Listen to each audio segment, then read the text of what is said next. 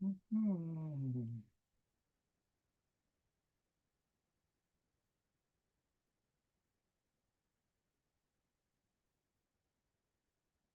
Well, it looks like we're up and running. So, welcome. I hope the sound is all right. Let's see here. We gotta go. Where the heck to go? There it is. And open it up. Alrighty. Oh, I need to post this up on Stunt Hangar. There. And post. Welcome to our Friday night meeting. We do this every Monday and Friday at 7 o'clock Central till 9 o'clock Central, and many times we have an after party. But you have to be a member of Stunt Hangar and be a paid supporter of Stunt Hangar in order to get that link.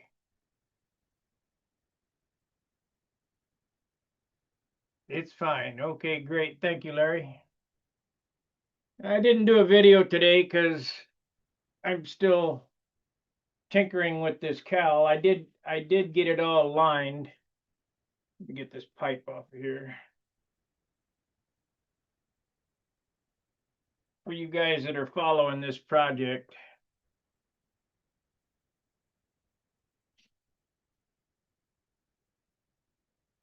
And as the meeting goes on here, I'll work on this a little bit.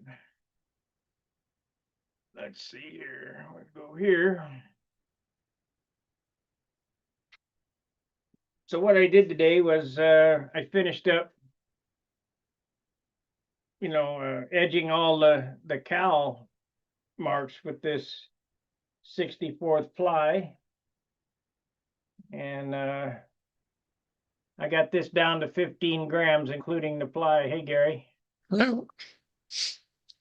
And if you followed the other night, you'll notice that I redid that hole for the air cleaner. Mhm.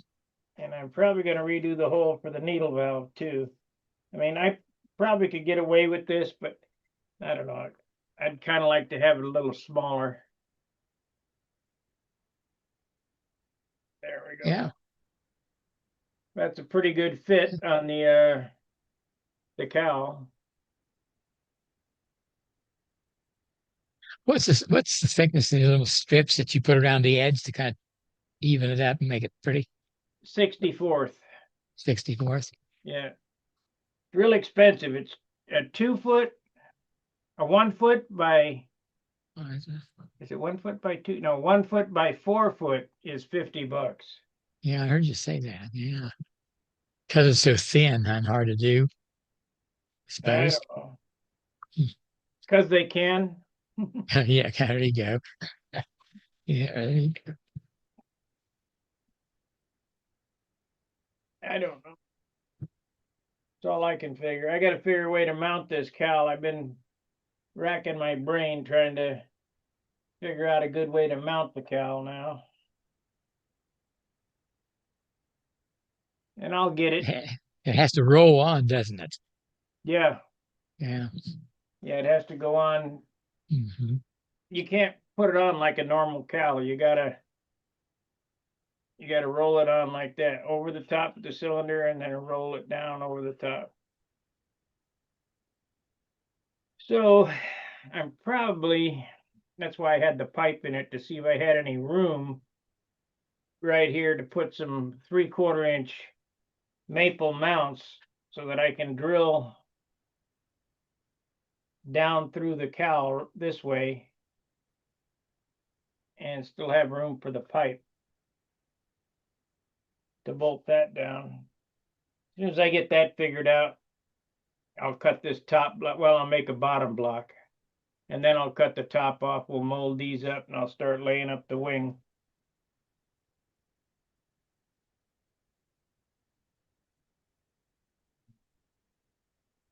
I did a little weight thing today. I don't think that I'm going to make my low 40s. I think it's going to be 45 ounces.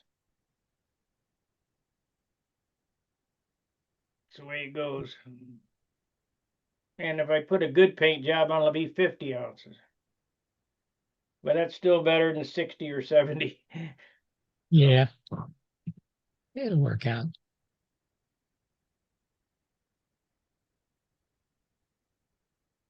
It'll be fine. So as soon as some more people come in, we got anything on chat? Let's see.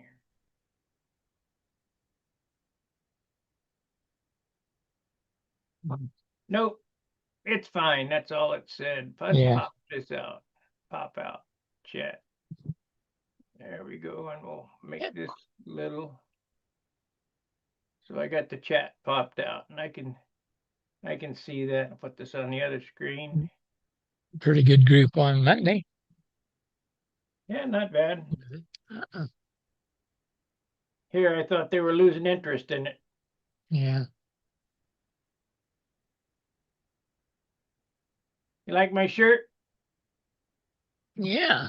No, you're right. Let's do it the dumbest way possible because it's easier for you. Yeah. Hmm. I just got an email stating about the corruption at the AMA, the missing money. Did you get Oh, that? I got something about AMA.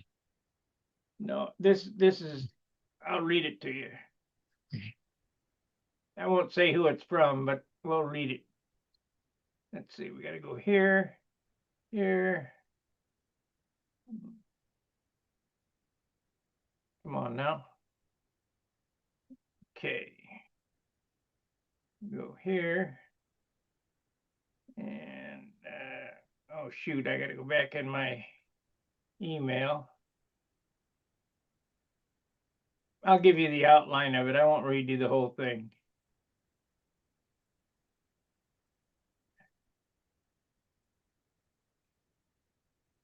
AdSense, let's see. There we go. We'll be getting our AMA renewal in the mail soon. They always include a form for voting on some office or head honcho of the AMA. Here's some interests you might be interested in. At the Muncie Nats, I talked to a person about how the AMA spends the money. And they told him that most district vice presidents just take the budget that they spend on all the stuff, but one guy does not go along with what they put in a single sheet of paper. Well, this one guy wanted the whole budget and got a copy of it. He took it back to his home and had his accountant go through it line by line and found a real mess. They were double dipping for some of the simplest things and putting it in their pockets. He found fraud at the top and no one was ever questioning it. In other words, keep your mouth shut. The guy also asked for a whole copy of the budget. I won't say his name. He wants the AMA to be more responsible for its members and not wasting money. I always had the thought on that too. So when you get the ballot for renewal, I suggest you make your voice heard. You can pass the info on to anybody you want, but I had my eyes open from this conversation. Take care. So I guess they had an accountant go through the budget and it's a mess.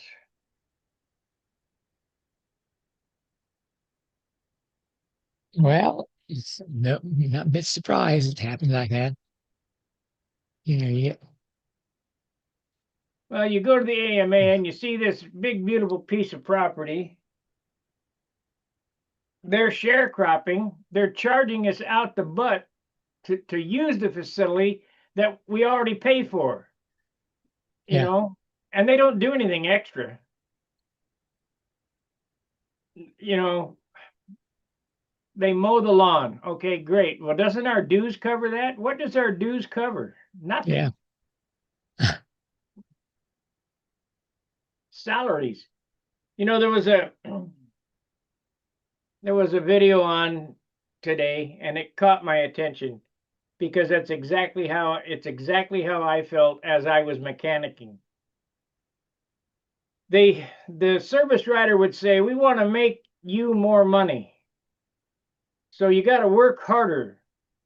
But after you figure it out, you're only making 18% of the total ticket after you get done with, the warranties. Because a service job, let's say, pays one job will pay 30 hours, but warranty will pay you 13.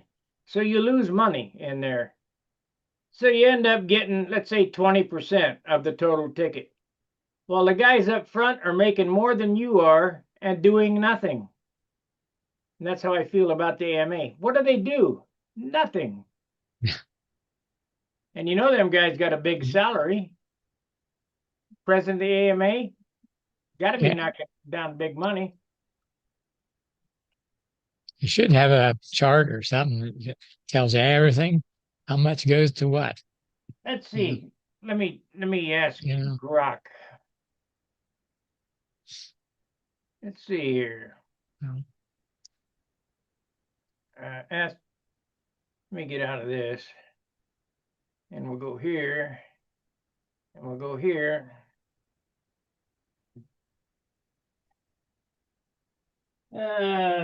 What does BRES MODEL AERO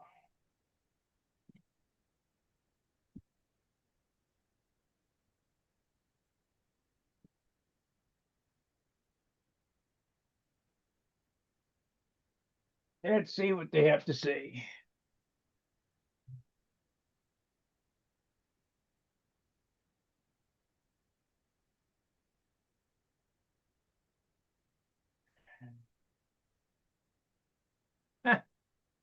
Receives $0 per year in direct pay. They must be thinking about a vice president.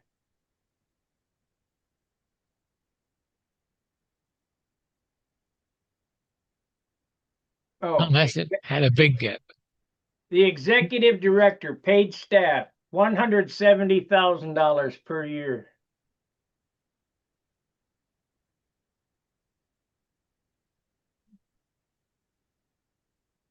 That's a pretty damn good salary. Yeah, the district presidents make executive council make zero. Let's see, the AMA elected president positions receive zero per year in direct base salary or reportable officer compensation.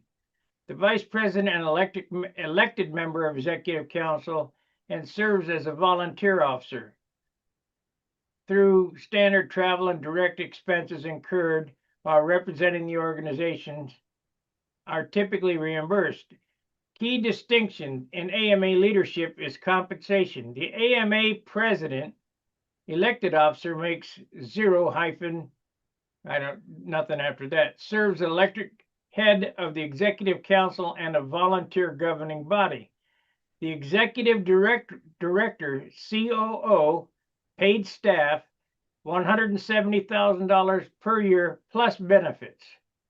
The operational management of the organization is overseen by a full-time salaried executive director working out of the AMA headquarters in Muncie, Indiana. And all them girls that work there are paid. They ain't volunteering their time. That the AMA sharecrops all that farmland around there, so they're raking in dough from that.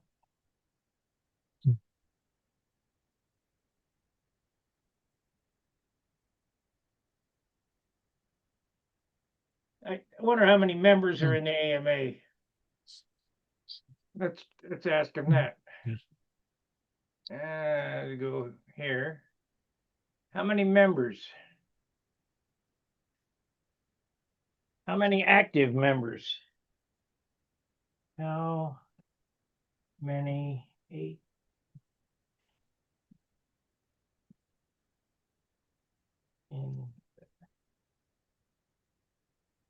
We'll see. We'll get a fix on it because I think what is dues? $70 a piece, Yeah.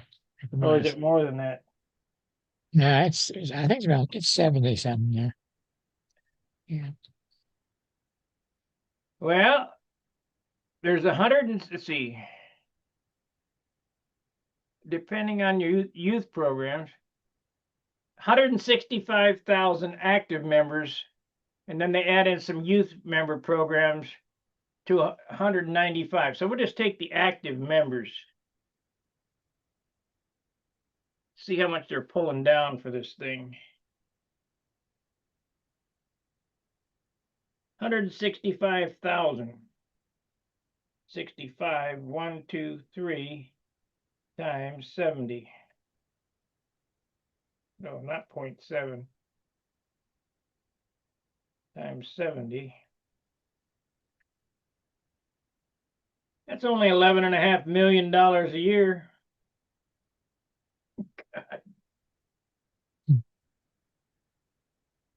And they got to charge us. I can't see it. Maybe I'm just an idiot. I don't know. We got some chats here. Let's see here.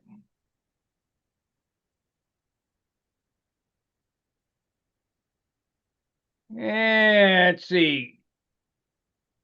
Can't make those without receipts. Bring some data, and then I'll pay attention. Whatever. I got it from a good source.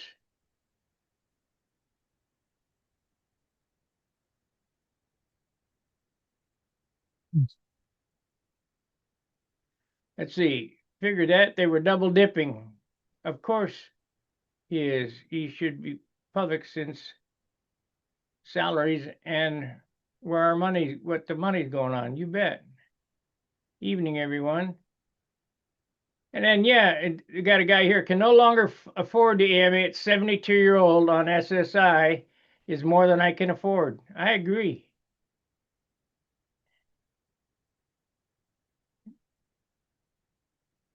Now, I don't know this for sure. It's not my data. I just got the email from a person.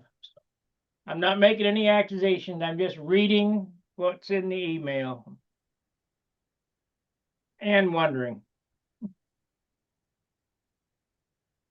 $11.5 million, a pretty good chunk of change every year.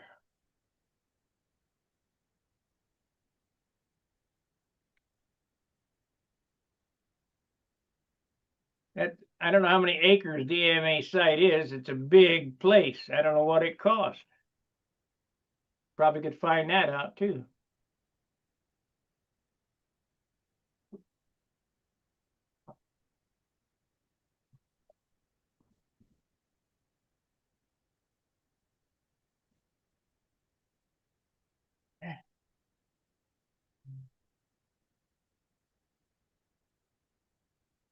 Let's see.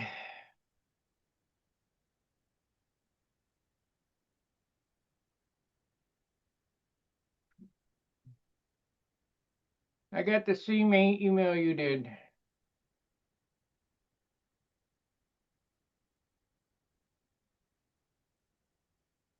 Yeah, okay. Whatever, Esteban. 500, the same thing, Sparky. I run the calculator numerous times and come up with the same answer. Where does all the money go? Yep. I wondered the same thing from another guy. Then there's the farm income and the advertising income. Well, that magazine's not cheap. No, it costs a lot for that.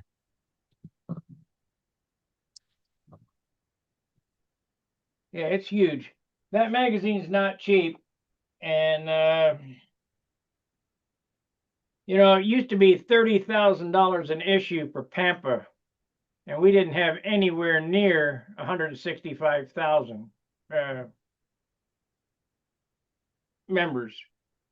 So I don't know what that magazine's cost, but as far as I'm concerned, they could keep that magazine.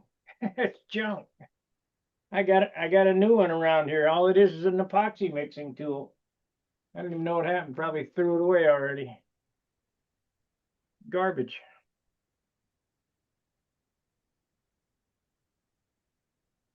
And then Limbaugh says he thinks it's 1,000 acres. Yeah, I don't know. It's big. It's really big.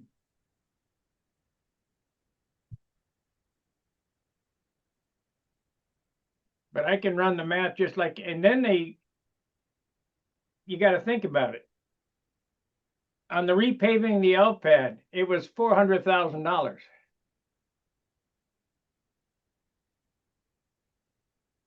There you go. Minnesota Modeler says, as far as he's concerned, they could shit can the mag. Yeah. It was $400,000 to repave the L pad. Well, hell, just take it out of the $11.5 million you get from dues. I mean, it took forever to get that done, and they didn't do a good job because it's already cracking up.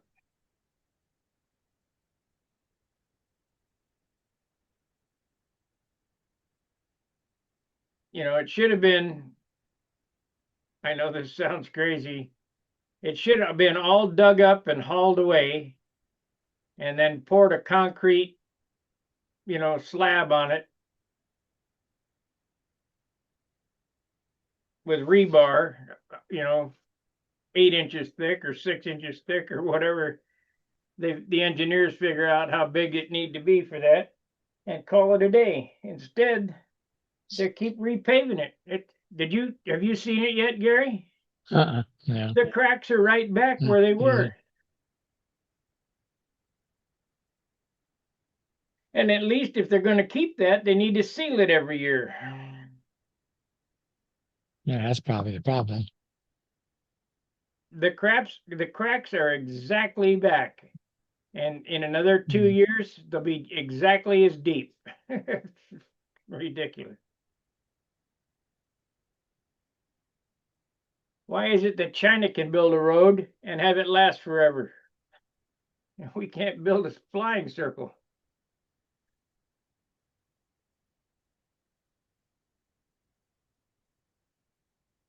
Yeah, like I said, the cracks are already back in the exact same spot. They got them patched up with that black tar. And then they left all them wires sticking up. It's a good thing that some people caught that before they caught a wire and crashed an airplane. At least I don't think there's been any airplane that's crashed because of that.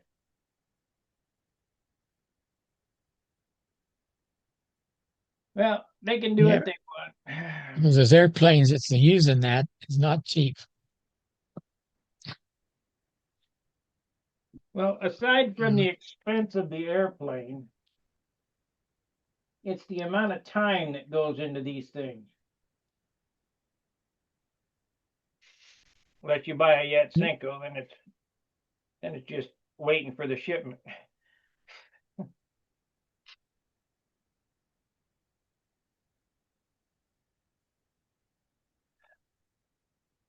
Well, I wish somebody else had come in so I could go to work on that.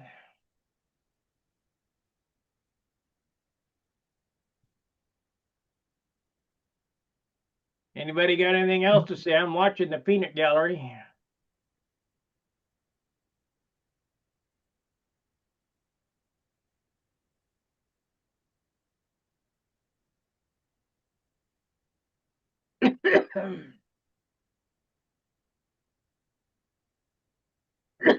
Oh, man.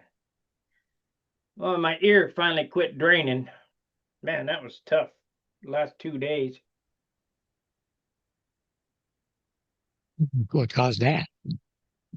When I was in Dayton, I got that spark down my ear.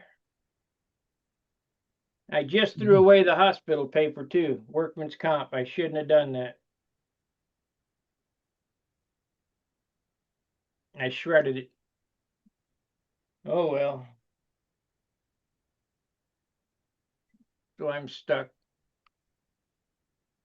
But I figure I'm pretty worn out now, so there ain't no sense in spending a lot of money getting anything fixed.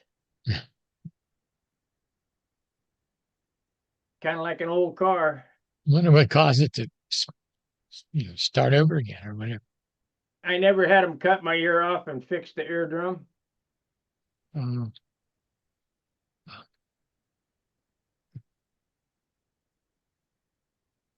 That is exactly true. Your homeowner's insurance covers you first before the AMA.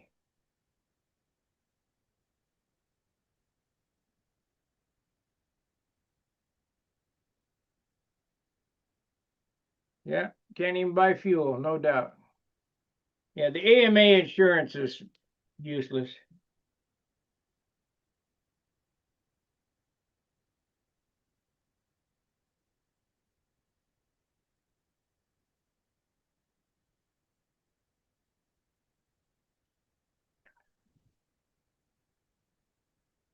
But I can bitch about it all I want and nothing's going to change.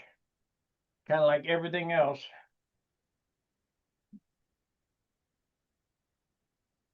There was a push at one time to get the EAA to offer the insurance, and everybody switch over to the EAA, which probably would have been better.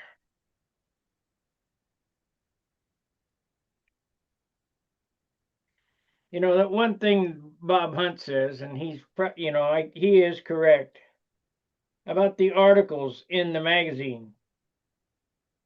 They come from us, so if nobody writes them, they get nothing. Yeah.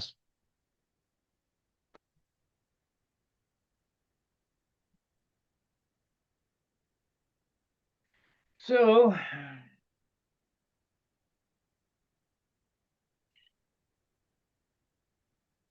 Yeah, there's a lot of work goes in that magazine. look at that! Look at how nice that turned out. Yeah, no, it's when you first started, I thought, well, what's that going to do? Because you've already got it joined in pretty close together. And if you add that, would that change the holes of your motor that you already got cut in? No. But she's close enough that wouldn't bother. Not like adding an eighth to it or something. Well, in order to make these fit exactly, I'm going to put superfill on top of them and then bolt this thing down on it, and it'll be absolutely perfect. Here we go. Hey, Bob. Hello, Bob Hunt. Hey guys, Hi. I was listening to your information about AMA. I worked for them for 7 years, Yeah, so there's a lot more to it than you think. I just read a letter that I got. Yeah, well, everybody's got an opinion or a point of view, and they're entitled to it. Got to remember, a big chunk of that is the insurance bill, or insurance. But just like the guy said in the chat, your homeowner's insurance covers you first. Yes, that's your primary, but over and above that, AMA covers after you have your homeowner's insurance, and some of these.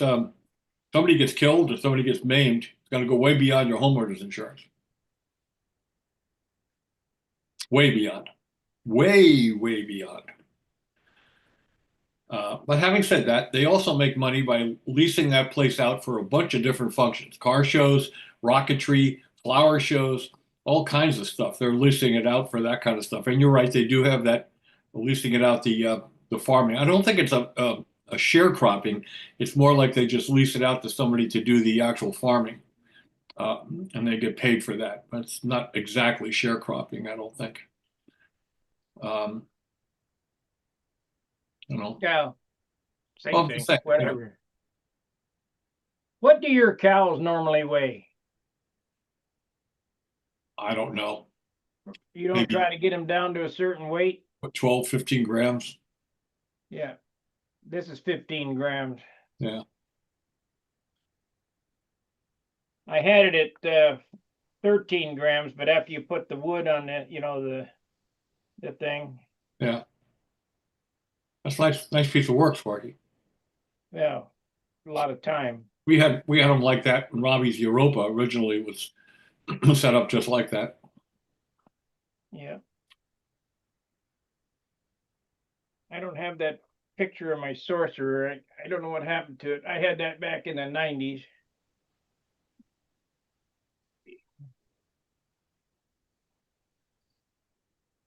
FP.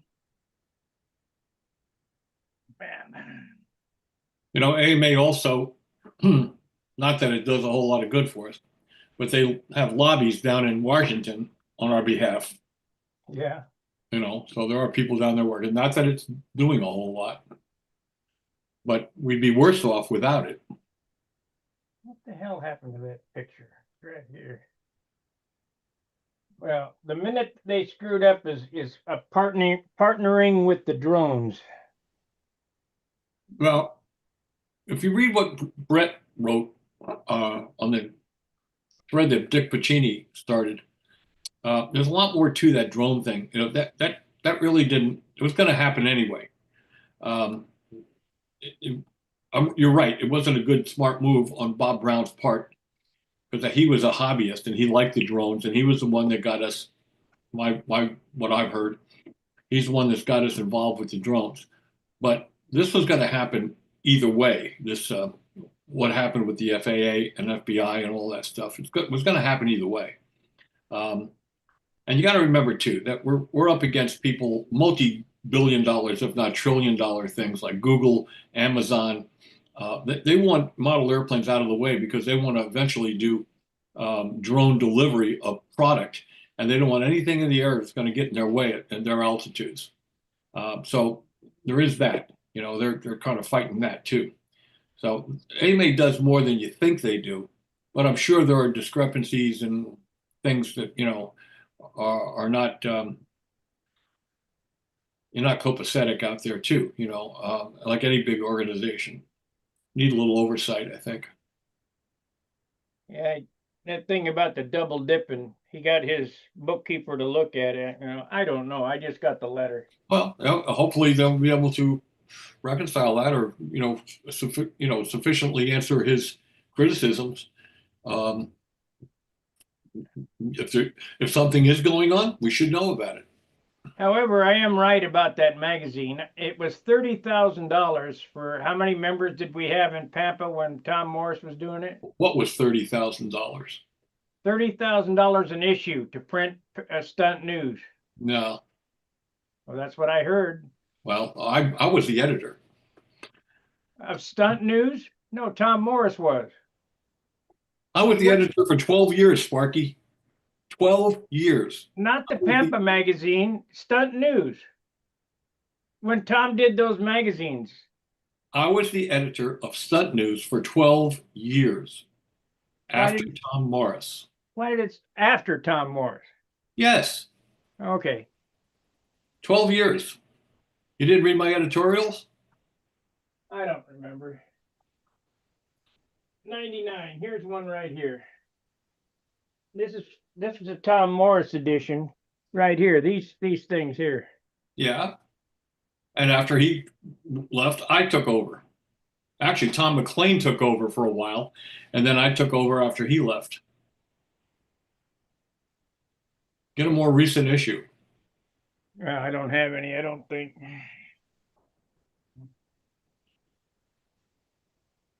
I worked on it with Tom McLean too, but I don't know. I had heard it was 30 grand. Who told you that? I don't remember. I never heard that figure. Somebody asked where all the Pampa money was going, and they said it's going to Stunt News. Okay, whatever. Anyhow, that magazine that AMA puts out has got to cost a lot of money. Yeah. For 165,000 members. And it used to be bigger too. Again, I was the editor of that for 7 years. Yeah. We had a lot more advertising back then. And I can't get into too much detail. I mean, I'm privy to some stuff I really don't want to put out on the internet. But there were some things happen that caused it to go smaller. Well, like you had mentioned one time, if we don't submit articles, there's nothing to print. That's true. Very true. And I've been an editor of one form or another for over 40 years. Yeah. Flying models for 17, almost 18 years. Model aviation for 7 years. Stunt News for 12 years.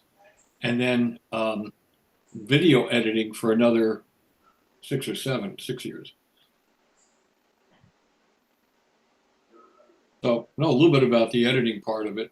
I'm sure you do. And you're right. You're right. The hard part is always getting relevant articles to go in there.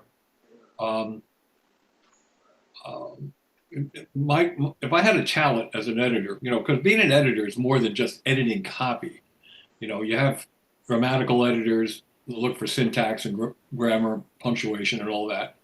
But you also have, I was the Aeromodeling editor, and my job was content editor, just like I was,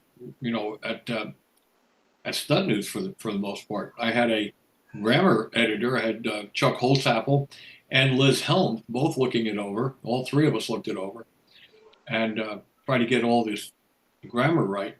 But my job was, and I was good at it, I think, in blackmailing, strong arming, threatening, cajoling, begging for articles, getting my friends, mad at me by always getting on their case to fill up articles. If you looked at those issues I did over those 12 years, I wrote a tremendous amount of how-tos in those issues. And the reason was when we got down to the deadline, it's a 100-page magazine every 2 months. It was a magazine, not a newsletter.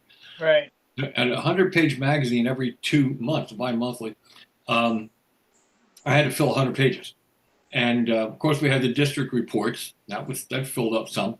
We got all that in, and then we had to budget feature articles. And of course, it was easy when you had Nationals coverage or Brodat coverage or VSC coverage. You could use a lot of pages up. But the problem was when you didn't have those kind of coverages, how do you fill those amount of pages? And you have to go out and dig for articles. And so when we got down to deadline time, there sometimes were 15, 20, page holes in the magazine that had to be filled immediately. So that's why I took so many photos. All those photos you see of my manuals and stuff. I took photos of everything I did so that I could, when I had to, I could pick something out from building an airplane, get all the photos together, and write a how-to in less than 8 hours, and get it to Liz, the layout, and get it to the publisher the next day. Right. So I went around the clock a lot of times, writing, picking out pictures, captioning them, sending them to Liz. Liz would do the layouts and then send it back to me for approval, and then we'd send it off to the publisher. And sometimes we were there by the hair of our chinny chin chin. So, it's difficult. Model aviation has the same problem, trying to get people to write relevant articles. They have a little bit more of an issue because they have to cover so many different disciplines. And we're one of the smaller disciplines. So, people say, well, why don't they have something for control line stunt every month? Well, it's like a blivet. 3 into 2 don't go. You can't fit 5 pounds of what into a 3-pound bag. So they had to, if people say, well, we only get a quarterly, every quarter, Joe Daly has an article. But that's the same for every discipline, whether it be RC pattern or whatever. They don't get coverage each month either. So, you got to look at it from a fair point of view. And from their point of view, is they have to budget pages and they have to satisfy as many people as they can. And they have to satisfy the radio control community because that's the vast majority of AMA. So that's the reality of it. I see drone ads popping in there now. One guy on the chat just mentioned his local hobby shops have closed and he can't buy fuel. Have to order it. Yeah. Or go electric. Rich's Brew.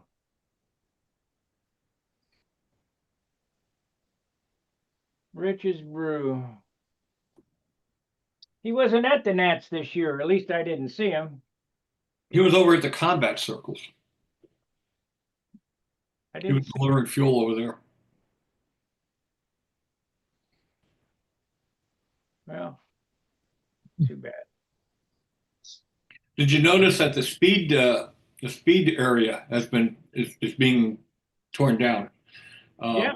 It's in disrepair, so they're putting speed into the Racing. The cage down there where racing is also. Yeah. Well, how many speed flyers do you have? Yeah, not many. They So, probably have a contest in one day. It's hard to justify, tremendous outlay of cash or repair or whatever for 15 guys or something, It's a good thing the carrier doesn't need paved area because there's only a handful of carrier flyers flying now. They can do that on the grass, We're a diminishing group. Yeah. Hey, John. Another 20 years will be done. 20 years, I won't be here, so I don't have to worry about it. Oh, I'm gonna be here. Well, you close the door, turn out the lights and close the door. Turn out the lights and lock the door when I leave, right? Yeah. I don't want to be here 20 years from now. I don't think I'll be here 20 years from now. Yeah. Not the way things are going, that's for sure. Yeah. I think I'll be lucky to be here 10 years from now. I'm going to be in a better place. Yeah.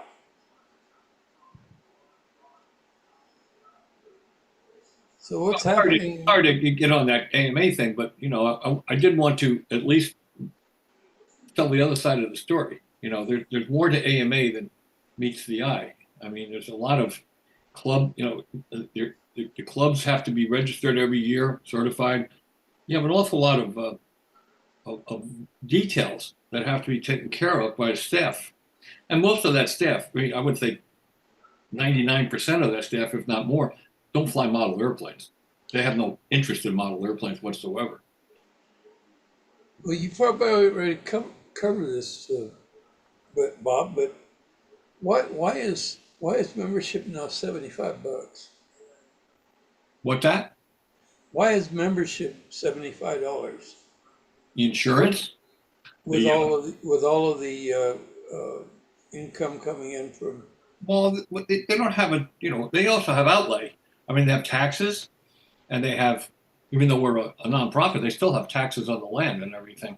And they have repairs, and they have a field, they have a lot of people. And we're not the only thing. The Nationals is not the only thing that happens there. They have all kinds of events through the years, and they have to prepare the field for those events. So they have a staff that keeps that field in shape. And I think they do a darn good job. I mean, Sparky's right. That L-pad, that was a travesty. It looked beautiful, 2 years ago, and now it's not as bad as it used to be, but they had to patch a lot of cracks. That was a travesty. They should be suing the people who put that in, I would think. In 2 more years, it'll be all cracked up all the way just like it was. Well, maybe not, because it's not the same materials. It's not that soft asphalt. Right. Yeah, maybe not, but the cracks are in the exact same spot. That's where the ground is settling. They didn't bother to tear up the old. They just paid. Yeah, they did. Oh, yeah, they took it right down. They took it out and put a new bed in and everything. Huh. They took it all out, everything. They took it down, I think, 18 inches or something and put in gravel and, the whole thing. But it's Indiana, and they have tough winters out there and tough summers. And if you look at the rest of the roads in Muncie, the best road in Muncie is the L-pad. Yeah. They're not real good there. What? They're coming up McGalliard over the railroad tracks. And here's an ironic thing. That was my last Nats. I'm not going to be going back again. I mean, there's no reason for me to go back. So I've been going there since 1996 and going down McGalliard over those railroad tracks. And it's so bad, the suspensions get wiped out on that thing. Yeah. Right? So on the very last trip I took down McGalliard, before I left, they had a crew out there repairing the road for redoing the whole road. It's really ironic, Yeah. You must have let them know you're not coming back. Yeah, they said, Bob's not going to be here anymore. Let's fix the road. Yeah.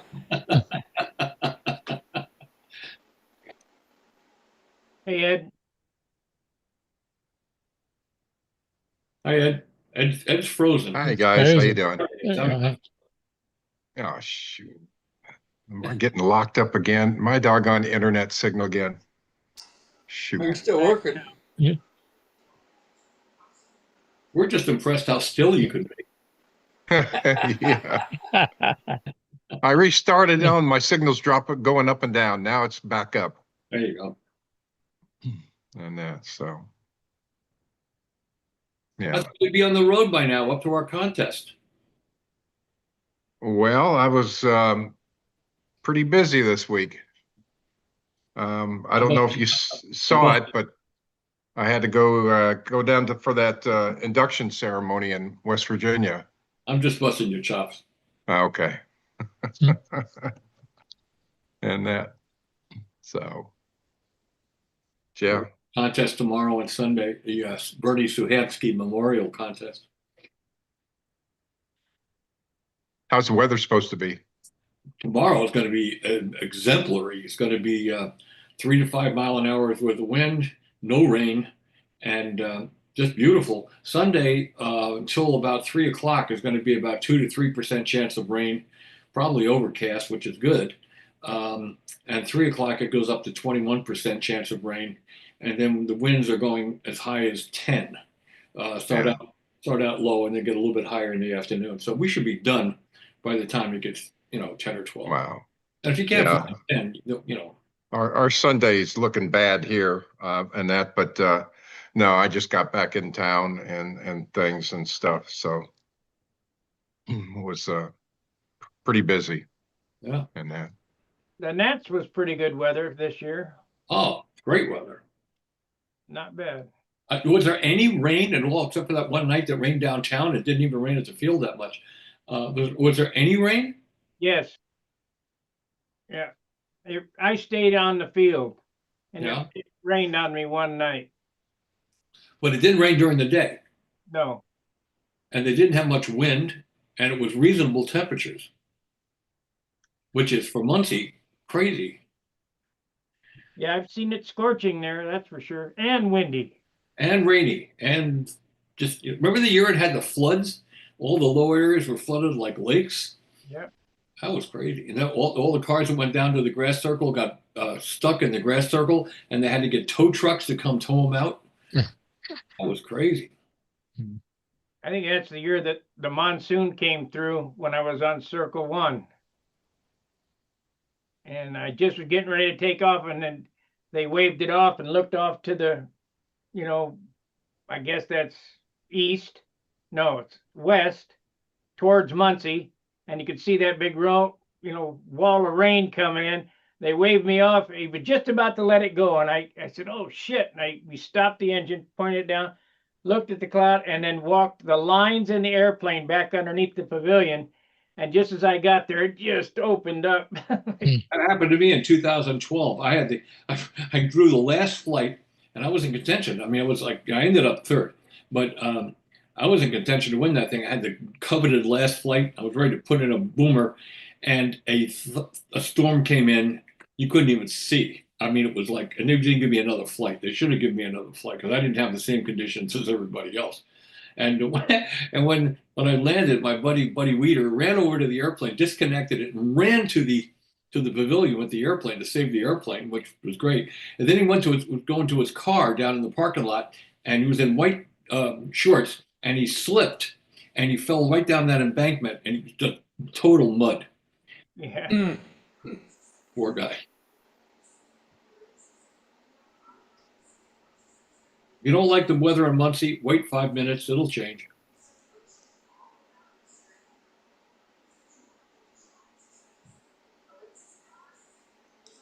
You were talking about how many acres they have. I think it's 1,200. Wow. I think that's what I heard was 1,200. A lot of grass to cut.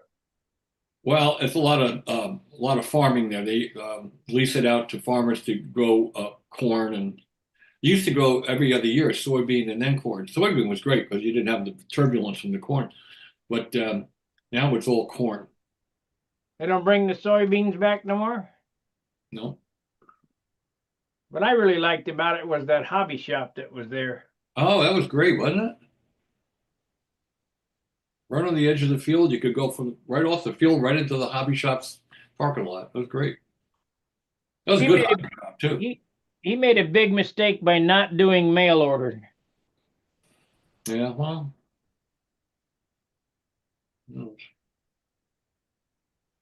That's a big shop too. it was. The building's still there. I Yeah. don't know. I don't know what they're doing, but of course the road now is gone. It's been overgrown. He lives there. I don't know what the guy's name. I mean, they may have sold it, you know. Yeah.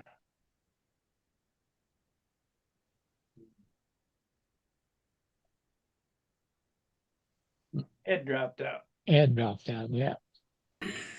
Must be his internet. He'll be back. Yeah. So early tomorrow morning, I got to run up to Hazleton and run a contest. I wish I could be there. I wish you could be there too. I'd had to leave 3 days ago. Yeah. Yeah, I'm not sure we're gonna have a big turnout. You know, a number of people I know I called can't come, but a number of people I didn't count on are already there. They brought like Tim Stagg. He brought a trailer up and he's already there at practice flying. And John Saunders and Frank Donnelly. Joe Gilbert make it? No, You know, too far. From Bernie Shimansky, that name rings a bell, but I don't know why. Bernie Stuhamsky. Well, yeah, Stuhamsky. it rings a bell. Maybe I met him at VFC. I don't know. He got around. He was always at the Nationals and stuff. I don't think he ever went to VSC, but he went to the Nationals a lot and Rodax. And he ran that contest up there for years. It's a nice place. It's on the side of a mountain. It's a big plateau, and it overlooks this beautiful valley. I mean, it's just really scenic. Wow. Probably Brodex, probably where I met him. Because the name's familiar. Yeah, nice guy. Once at another age, I did live in the Midwest. You ain't missing nothing. I'm missing all the hot, humid weather. It rained today here. Yeah, you guys had a tornado watch, didn't you? Oh yeah. All the time. Yeah, I saw it on the news. There was a tornado watch right over St. Louis. We had three of them hit our area. Watches or tornadoes? Tornadoes. Wow. Yeah. We just had just a little bit of wind there, but just not 10 miles away. It's tore up Jack. Mike Lonke had a couple of close calls with that last round last year. They went right to his house and right in his neighborhood. He didn't get hit. And I guess John Coolidge in Tornado Alley too. Did you hear about the close call I had in Dayton? No. I was in Dayton and sitting in my apartment and I heard the wind. And I opened the door and I go, man, it's windy out there. And I shut the door and I went and sat down to watch TV and the lights went out. I said, oh crap. It tore up half the apartment I was in. It just missed me by 100 foot. Wow. Man, was it your time to go? No, just like this house. This house has been here over 100 years. It hadn't been hit in 100 years. I don't think it's going to get hit, but you never know. Ed has changed computers. Yeah, I left the man cave and came inside, and I got great signal just 20 feet away. Go figure. So let's see. Sean Leminski says, hey, Bob, good to see you. Sean Linsky? Yeah, it's what it says. Sean Linsky. Yeah, Linsky. Yeah, he was I met him at VSC. Nice guy. Great to see your guitar in the background. Yeah, he's a guitar player. I think he had I'm not mistaken, it was a Jim Van Loo Mystere, a really pretty one at VSC one year with the wheel pants, bicycle gear, wheel pants. I think it was red and white, if I'm not mistaken. Sean, why don't you come on? Get on here. How come you haven't taken any 10-pound balsa wood and made a guitar?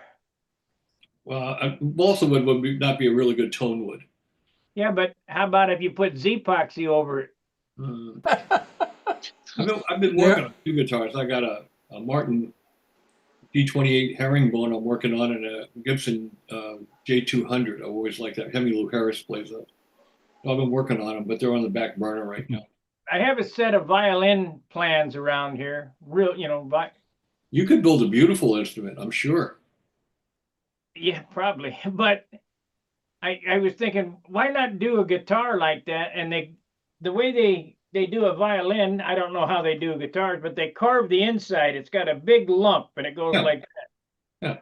but it's a big lump, not just a little hump like that, like on a guitar. It's a huge lump on the front. That would offer tone. And if you brush Z-epoxy on it and maybe half-ounce glass cloth, Yeah, that would kill the tone. You want the wood to be open so that the tone comes through the wood. You don't want to see anything and put finish on them. It kills the tone. Now, electric guitars, it really doesn't matter. When acoustics, the better acoustics don't have any finish on them except for a couple of coats of nitrocellulose or something. The tailors have been able to come up with using polyurethane, very light applications that works really well. But you don't want to seal the wood up hard because it'll kill the tone in acoustics. Work good in electric, but not in acoustics. they build electrics out of carbon fiber, aluminum, all kind of stuff. What's the name? Samantha Fish, a blues player. She has a guitar made out of a K&B gallon fuel can. Yep. Yeah. I got one of those out in the garage. What does Sean have to say? You just said hi, or Let's see. See, my dad made a violin. Yeah. Did he? Yeah. That's all he said. There's a gal here. She plays violin. She's a fiddler. She teaches it, but she's the gal's amazing. She goes and she finds these broken instruments. And she's real good at fixing them. She paid $25 for a broken cello, and the thing sounds beautiful. She's got that going, and she's playing it. Well, they make guitars out of cigar boxes. yeah, not very good one. That thing you were talking about with the violin is called an arch top, and there are arch top guitars too. A very famous guy named Colling, who's now passed away. He's very famous luthier, and his guitars are worth tens of thousands of dollars. And he used to live in Cleveland, and he wanted to build an arch top. And you know who taught him how to carve? Billy. Billy. And Billy has #1 Colling arch top. Think about what that is worth. Wow. I'm gonna go offline here for just a second, guys. I'll be back in a few minutes. Those guitars that he's talking about building an arch top, how they do that arch top is with a drill press. They set the drill press to a stop, and then they start drilling a million holes in this thing so that it leaves the correct amount of, not like I do it with these things here, but they got a guy on YouTube that'll show you how to do it, and they do it with a drill, and then they carve down to the bottom of the drill hole. Mm-hmm. I keep telling people about this tool. If you don't have one of these, you need to make one. This has been a big, I used to do it just by candling, Now I do it with this. If you don't have one, you need one.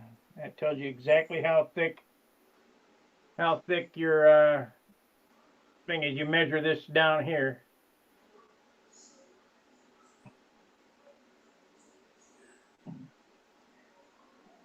Just a piece of plywood.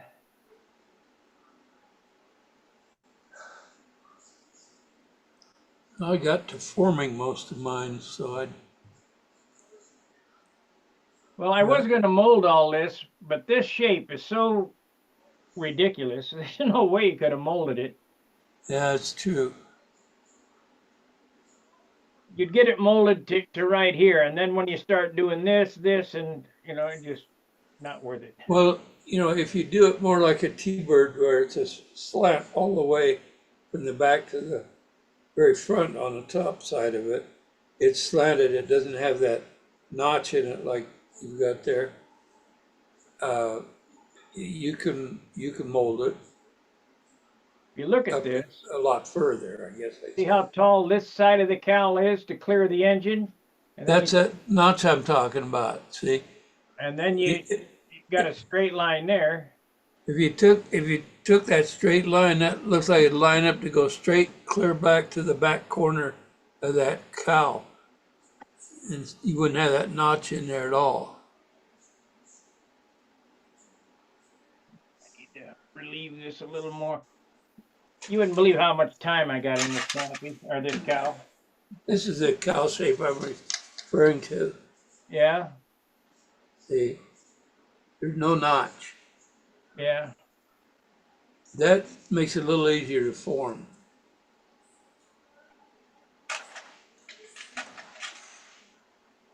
Man, there must be a fire somewhere. My eyes are burning from smoke.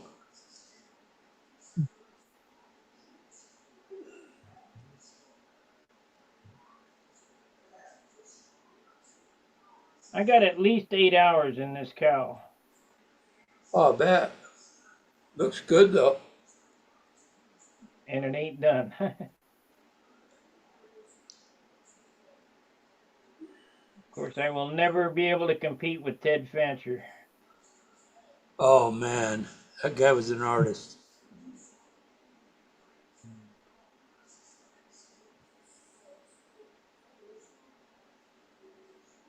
Yeah, I probably should have went. Of course, then half the hole would be on one side and half on the other.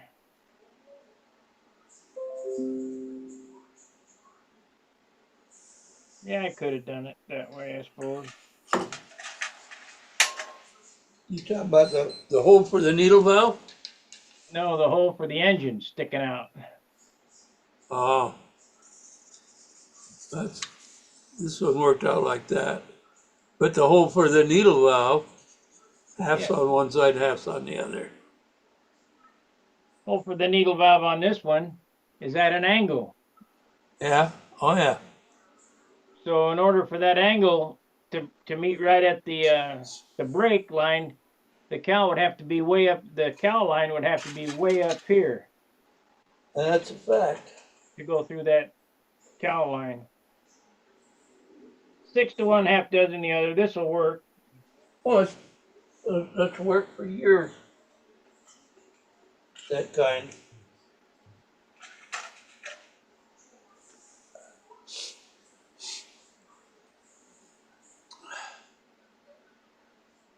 I don't know. Bob's got his feet up. I'm figuring he's probably deep Resting in his back. discussion. Resting his back, probably. Oh yeah. He's talking on the phone. Yeah. Yeah.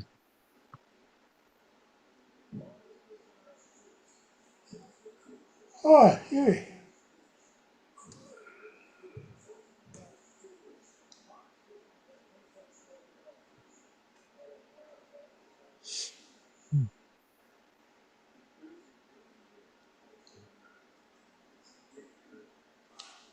A little at a time.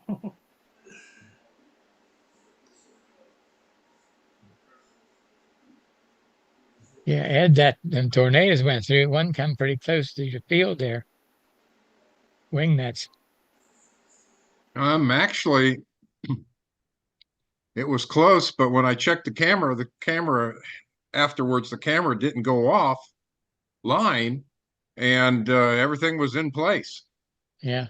So go So figure, you're- but not too far away, just No. just up to Sistersville and just below us, Yeah. and stuff. And that's- Yeah. Yeah.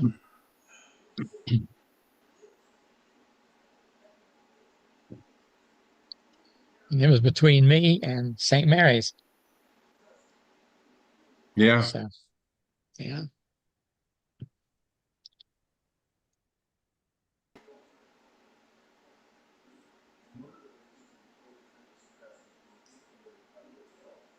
I set a tornado out on a country road in southern part of the state of Wisconsin. I had nowhere to go, and didn't know where it was going to hit.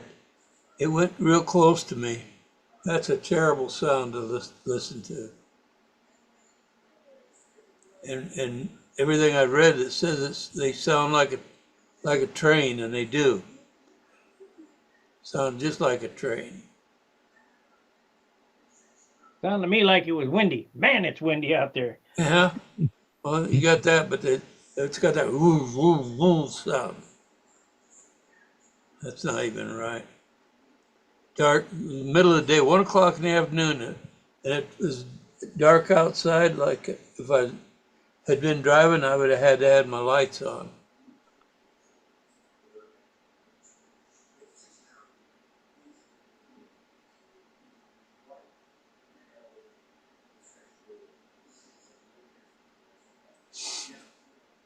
There we go. That's better.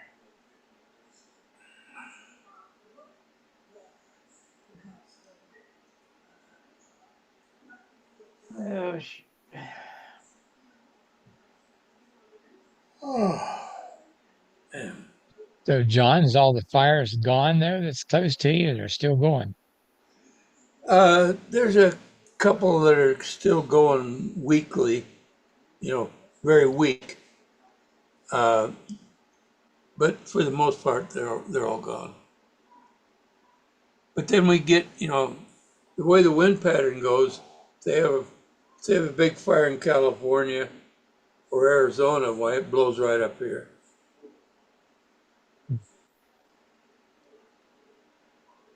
you're right by Beaver, right?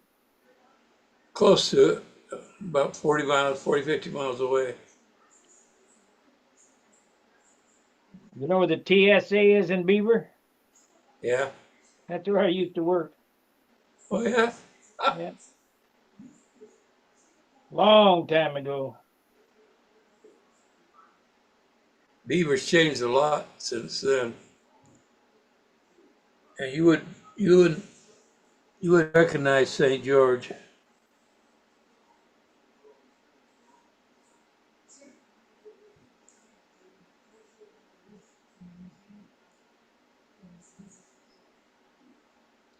They used to fly a RC off the St. George Airport, the civilian airport, and it was on the top of this mesa, and it was actually a full-scale airport at one time, and that would just go straight, all of a sudden, and just drop off. You dropped off, flew off the top of this mesa, and there's like 400 or 500 feet ground air underneath you.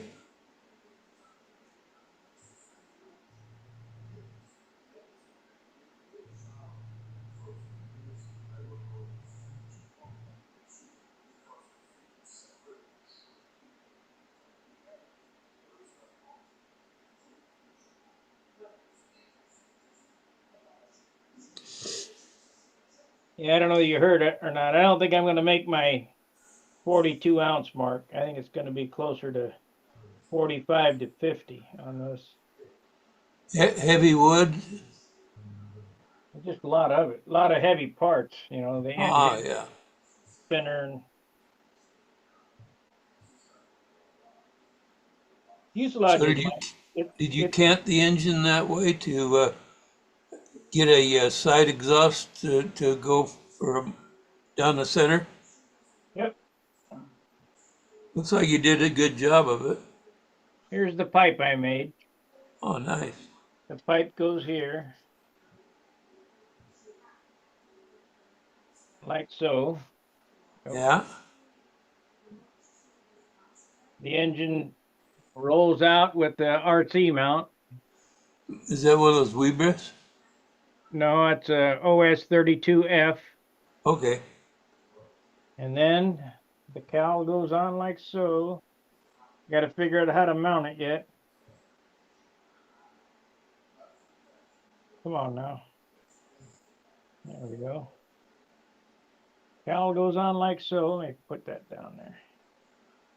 And There you go.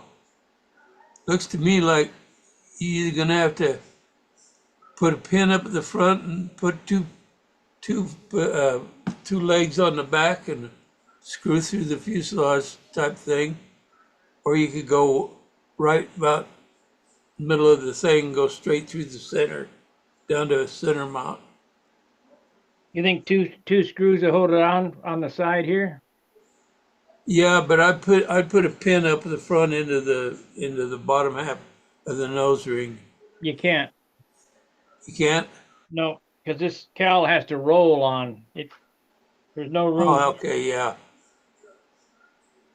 so I'm have to figure something else out. Well, Maybe if you had something to index it, so you weren't just depending on the tube to index it. You know, if you have 4 indexing spots, then two would hold it.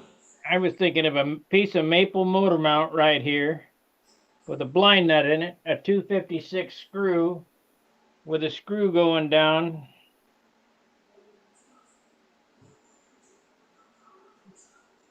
There you go. Down this way, Yeah, and that then should 2 work. in the back. That would work.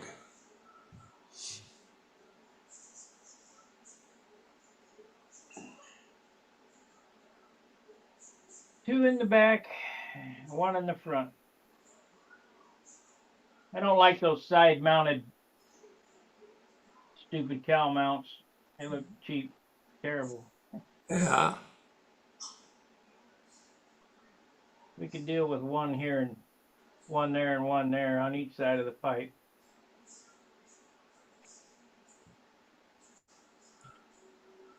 That looks pretty nice, that spinner on there.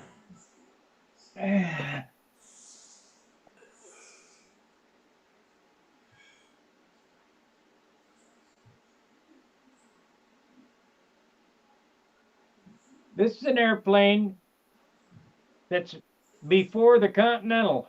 This is the Monado. Same airplane, only I-beam. That's gonna be beautiful.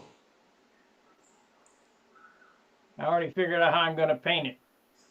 How's that? The Monados were in shades. He had 3 of them. They only talk about 2, but I know for sure there were 3. There was a blue one, a green one, and a purple one. And Tom did it in shades of green, monochromatic. I'm going to do mine in that paint that Bob Brookins made for me. I've been using on my canopies. And pearl. Shades of green in pearl. Same paint job he used. Yeah, yeah. You're gonna use different shades of the green to do the. Yeah, that was beautiful on the Monado that I saw. I'm trying to remember whether I saw the purple one or it wasn't blue. Green. He had a green one, a purple one, and a blue one. What one did Tom take had to VSC? He had the purple one. That's the one I saw. I got the, Hey Joe, how you doing? Hello, good. How are you? Saw a picture of you flying an airplane the other day. I fly a lot of. Imagine that. You were flying somebody's scale airplane. Oh, that's Eddie Mason out of Melbourne, Florida. Yeah. Big old He was standing right there with you where he wouldn't let you fly a loop though, would he? no. He does the hollering to the people what I'm going to do next. Ah. I can't talk to them while I'm flying that airplane. I don't dare look away a second. How's things in your neck of the woods? Super hot. 110? Jinx, Oklahoma at 114 feels like. I think it's Whoa. 102 or 3. I don't know. It's hot. High humidity? 85%. Yeah, the dew point at 6 o'clock was 72. Oh. It's like the tropics outside. Yeah. But it's been hot before, And it'll be hot again. and it'll be hot again. It's summertime in Oklahoma. It's supposed to be hot. Yeah. I looked up the record. I think it's 1905. There was 17 days over 100 in Oklahoma, in Tulsa, in 1905. Wow. So this heat ain't nothing new, John. You mean it's been around before? Yes. Yes, it has. Yeah, it cooled off a little bit today. We've been right around 102, 103, That's pretty hot, man. but it's a dry heat. I don't care. It's still hot. Yeah, yeah. It's think still that- hot. You step outside and it hits you in the face, takes your breath away. It's like you open your clothes dryer and stick your head in it. That it's like, oh my gosh. And it was almost calm today. It wasn't much wind. Yeah. I saw on the news this morning, they said I think Phoenix was going to be 115 either today or tomorrow. I don't know which it was. It's going to be 115 in Phoenix. Real temperature, man. Real temperature. You know when you're flying in Phoenix at 115, you gotta go way up in that nitro. Just go to 50%. Yeah. Matter of fact, just go home. Do it tomorrow.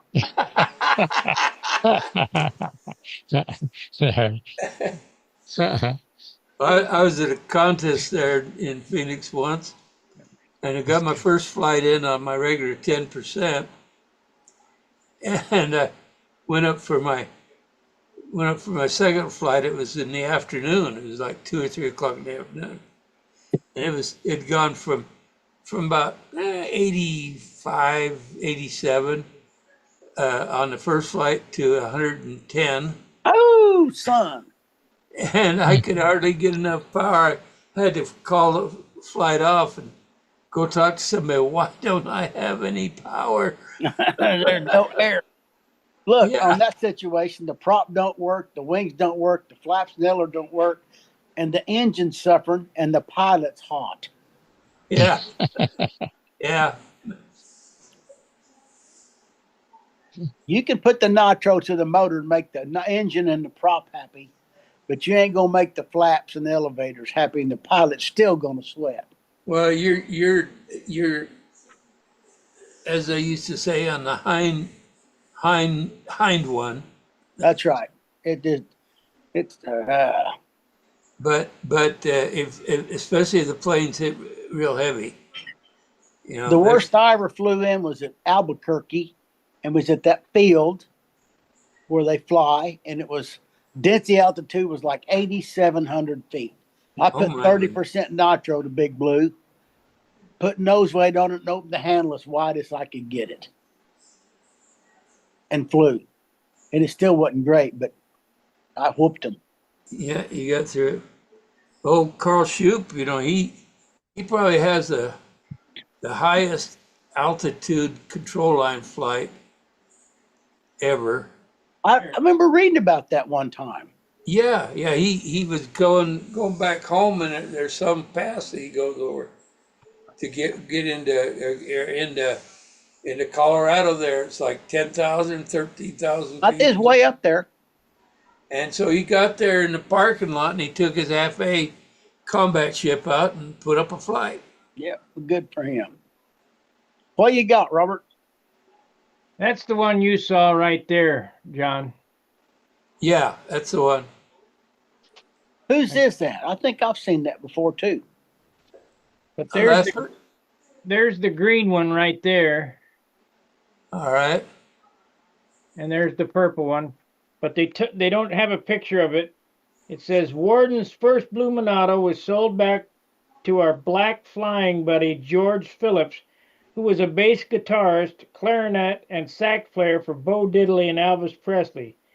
George's wife accidentally closed the garage door on it. At least that's what she said. It was an accident. Warden built a green and a purple one at the same time. He had 1,000 hours of labor in each Monado. He sold a green one to Bill Bradford in Northern California, and eventually it was crashed. Tom Lay has the surviving purple Monado and still displays it at contests. It has seven shades of metal flake and gold. Warden wanted the pilot to look hungover, so he painted the eyes they were bloodshot. And then there's the Continental, which that airplane and the Monado are the same. This is a D-tube, the other one's an I-beam. Yep. And then the trophy trainer is that one. It was designed for a movie that Tom Lay starred in. I don't know. I can't remember. center stage. Now, oh shoot, I just had his name on the tip of my tongue. Wait, our German buddy that was in the Air Force, Sultan. Oh, the Sultan? Where Norm did Whittle. where, Norm Whittle. Yeah, yeah, Norm where did Norm Whittle fit in on those? Didn't he have something to do with the Playboy? he designed the Playboy. Tom Warden bought the Playboy from Norm and took it apart and just so he could see the construction type. And that's where this airplane is a derivative of. I'll be darned.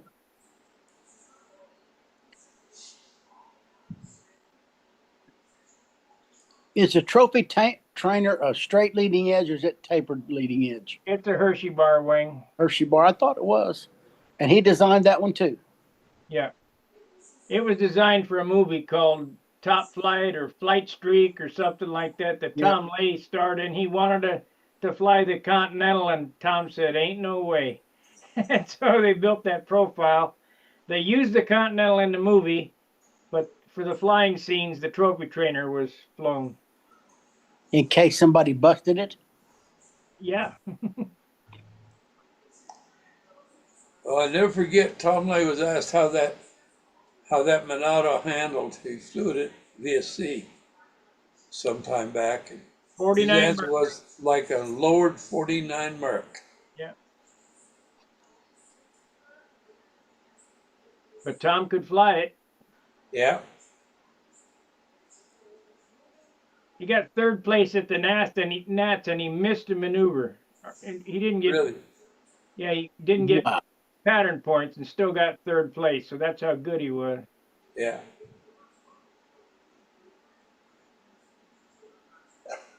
Remarkable. He's in the book. Supposedly, as the story goes, I don't know if it's in this paper or not. I think maybe it is. I'll read you this. Bart Kaplinski knows about it. Let's see here. He got a perfect score. That's back when they gave 40 points for appearance. Continental, da da da da. Tom Warden flew Bart Kapinski's designed Tempest, which Tom flew at the 71 or 72 Nats. McCoy 40 engine had head fins shaved off and was very streamlined. Let's see. Warden ran the McCoys so that they would actually 8-cycle at the bottom of the round maneuvers. In the early 70s, when Warden and myself were dedicated to the hobby, we would meet at Whittier Narrows at 6 a.m. I remember this. 6 a.m. and they'd light a fire in a garbage can. Light a fire in the can. Let's see. Rolled our line Saturday. And I wanted to see. Decided to build 60. I built the first ones. They were profile. In here, I think it says something about his perfect flight. Perfect score, all 40s. I never knew there. I always went on the assumption that there'd never been a perfect flight. Well, it's in here somewhere. The score sheet ought to be in the AMA museum. Yeah. I'm going to get me one up on an old time and do a perfect score and pin it to the wall by my picture. In There the you AMA. go. A man with a goal. I'll read over this and find where it says what he did, because there's still some guys around that can validate this.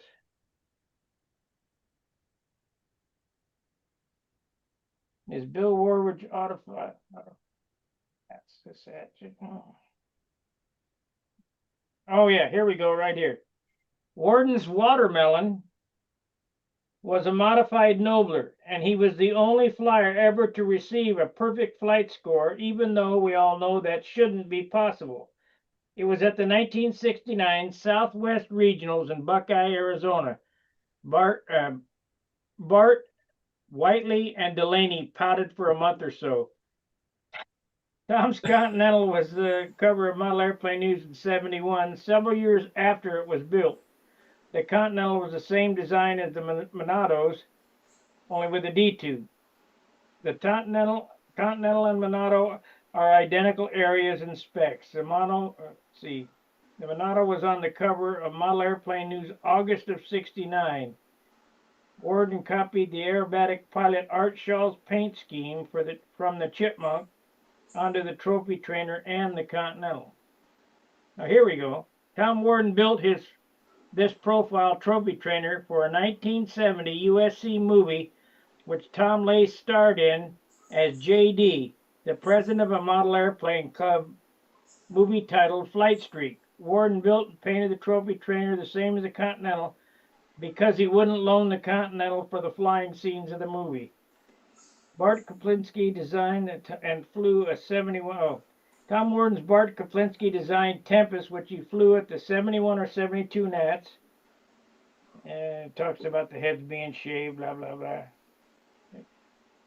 It also tells about his missing a maneuver and it's in the book.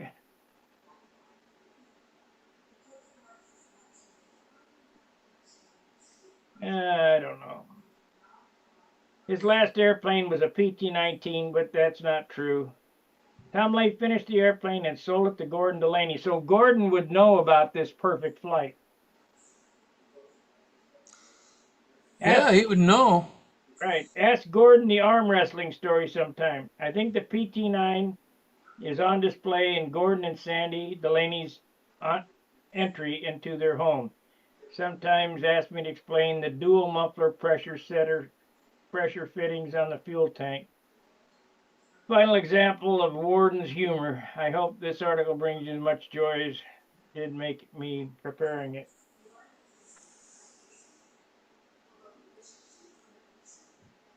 He's playing with people, putting 2 pressure taps on it.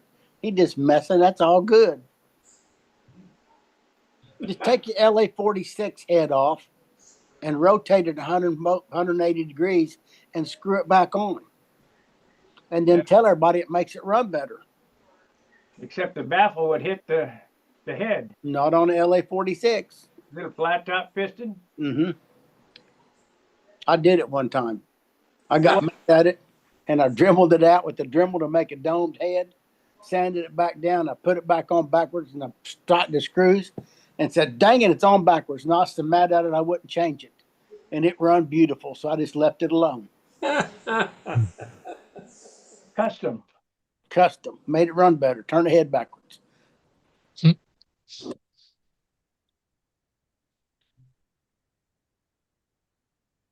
Well, the reason why that airplane flew like a 49 Merc, there was so much paint on it. Very heavy. Yeah. But it had a 3-inch bell crank in it because back then we weren't using 4-inch. And Tom had lightning fast reflexes. He was a quick draw artist, and I think he was a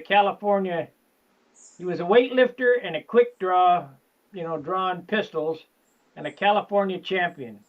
Or maybe it was a United States champion or something. Yeah, that's cool. I mean, he had lightning fast reflexes. Those airplanes that come down and go soup. But, the airplane was very heavy.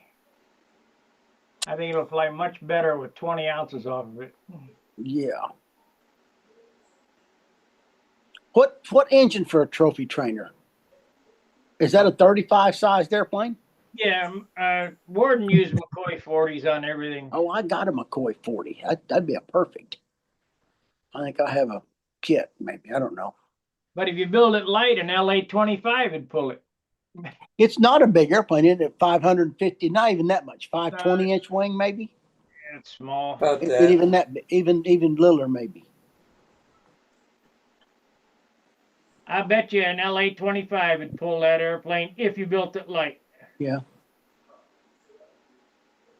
Kind of like a Ringmaster. Ringmaster fly with an LA-25. Yep, real good.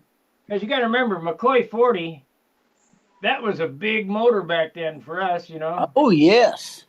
And we thought it had a lot of power, but it ain't got no power. It's got no weight. It swing a 10.6 EW pretty good. Oh, yeah. They had a nice sound. Oh, yeah. I never owned a Fox. Is Yeah. that a fact? Yep, never flown a Fox airplane either. But I'm gonna, because John Simpson's building me a Cavalier. For a Fox, I got a Fox 35 with a stuffer back plate and a Hemi head. I put that in it. That'll be my first Fox airplane. I've flown lots of Foxes. You just got to be willing to wipe a lot of canister off.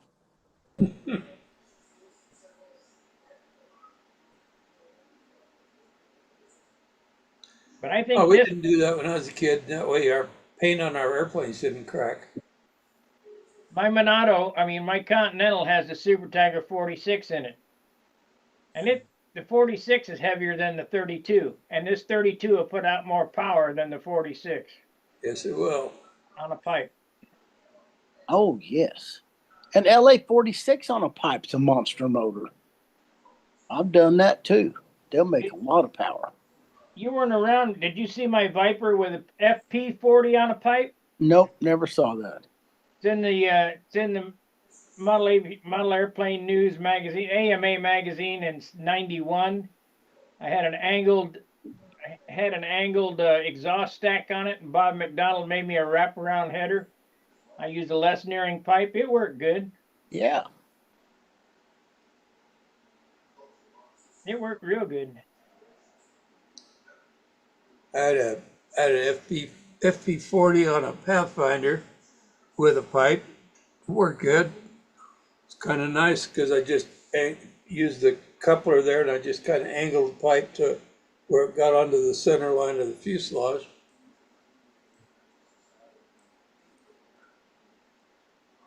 Can't find those pictures from the '90s. I've shown them on here before. When I started using this 32. Don't know what happened. Is this the Weber 32? No, OS 32F. Oh, that's 32. Okay. The helicopter engine. Oh, I see. What was it? The Weber that Bob was using on his Europa. what? Europa. Yeah, but he also used that. He also used that on the. Oh, come on. Tucker Special, I think. Nah, Here's the airplane, but it doesn't show the engine. This is 90. Maybe it's 1990. Let's see here. Spotlight.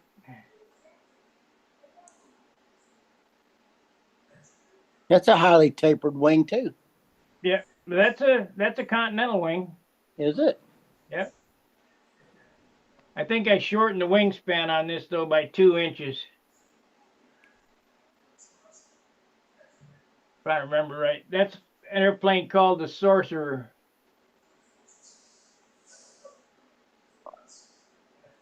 I sold it to John Lowry at Fox.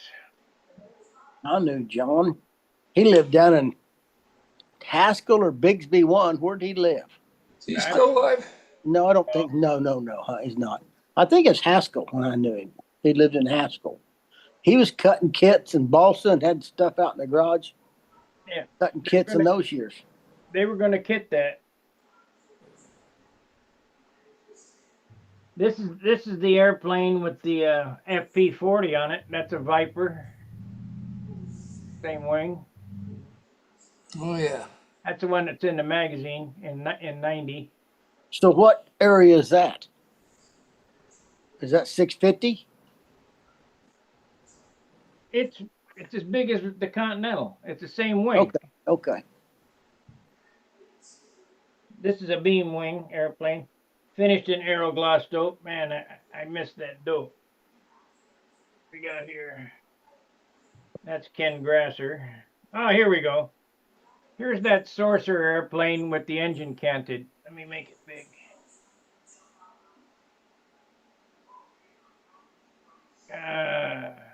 Spotlight for everyone. Oh, I'll be darned, huh?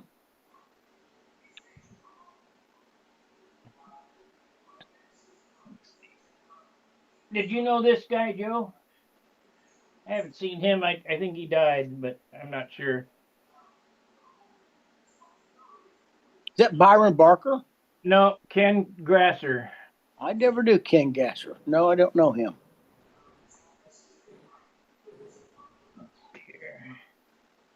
There's me, Christmas of '89. That's a nobler looking airplane. Man, it's a Viper. That's a Viper 4. It's bigger. Or Viper 5. This is Cincinnati. I don't remember this guy's name, but I stayed at his house. He let me stay at his house when I come down to Cincinnati. The best sleep of my life was at his house. Is that right? Yeah. It was great. Summer day.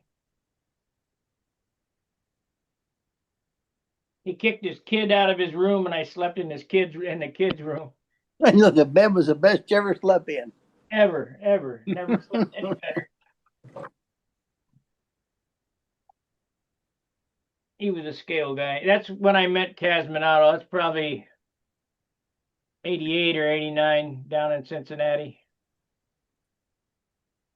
WKRP.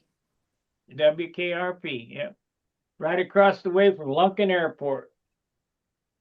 I'll be darned. It's still, they don't, the club from Dayton goes down there. Ed, I can't remember his last name now. Ed goes down from Dayton to fly at Cincinnati. So the club is still kind of going. After the drone thing came about, we got shut down. They said, well, you can't fly drones here. Well, we're not flying drones. The cops came. We're not flying drones. It's at the end of the wire. That's as far as it can go. Somebody at the airport complained. Uh-huh. When I first went there, I thought the airport was a marina, but it was the airport. Because I thought I saw boat masks out there. I'll be darned.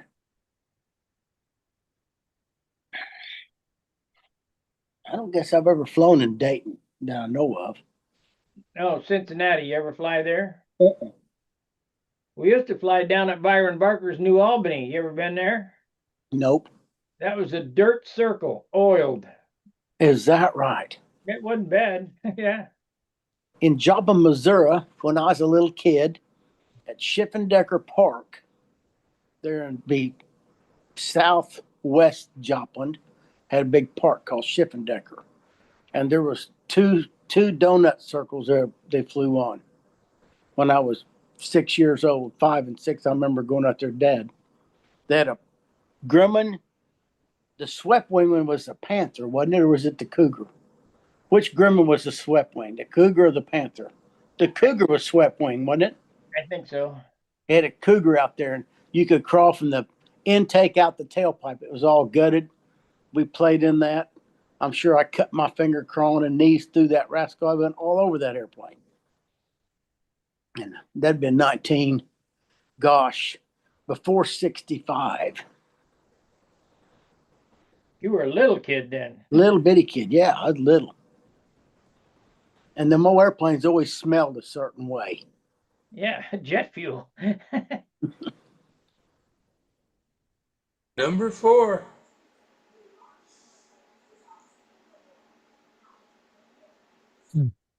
Yeah, there's a job out at the airport. If I was younger, I'd go apply for it for GSE, ground support equipment. That's a hard job tugging that stuff around. No, it's mechanicking on. Oh, mechanicing on it. I see. Yeah, but it's quite a ways, and I'm not 50 years old anymore. If I was 50, I'd do it. I get it. I covered ailerons on a chipmunk today, 2 of them. Took us 6 hours. My feet hurt, and I was ready to come home. Was that yours or? No, one of my buddies. He's restoring one. So I helped him cover some stuff. Does his run better than yours? Not yet. It's got a big 210 horsepower Continental 6-cylinder in it. It'll be a nice airplane someday. Yours is a 4-cylinder, right? Yep, 4. Yeah. I saw the Hunt Mag in there. It's got that Lucas Electronics. Prince of Darkness. Yeah. I think there was 12 chipmunks at Oshkosh this year. 12 of them. I think that's right. That's How a many good of bit. the British or Canadian yellow? I don't know. I don't know. United States didn't have any of them, did they? No, never. I think the Canadians built 217 of them, and I don't know how many the Brits made, 1,200 and change or something maybe, and not very many. I don't think there's 1,600 of them and change altogether built everywhere. I think there was a few built in Portugal. I used to know all that, but I've forgotten. Now, Art Scholl's chipmunk, highly modified, had a bigger engine and clipped wings, didn't it? It did have clip wings, and probably could have had heavier fuselage skins even. I don't know for sure. Didn't they build some of those down in Aussie? I don't know if they built any chipmunks in Australia or not. I don't know. They built a lot of planes, World War II planes down there. I'll look it up. I used to know all that when I studied it more.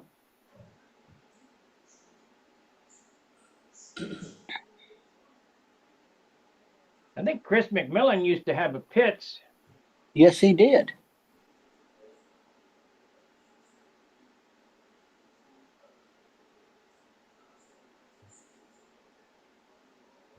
When we were at the Iowa contest, this is the year that, Yeah. shoot, what was that actor's name that was running for president?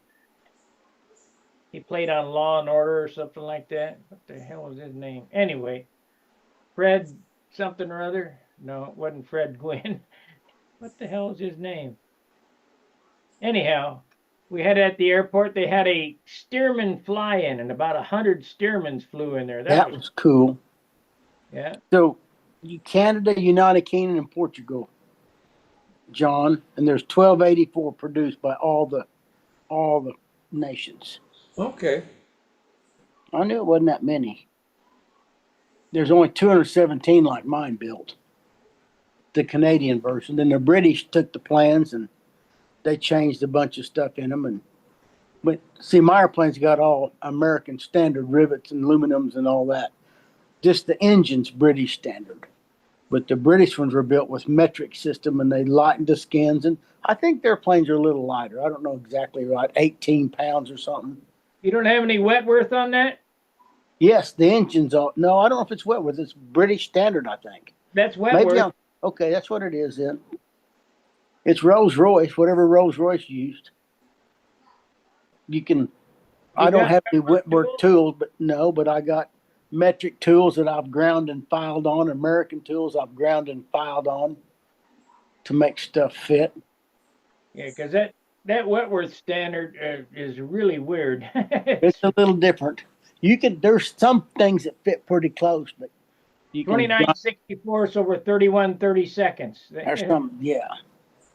Ridiculous. You don't fit good. Crescent wrench.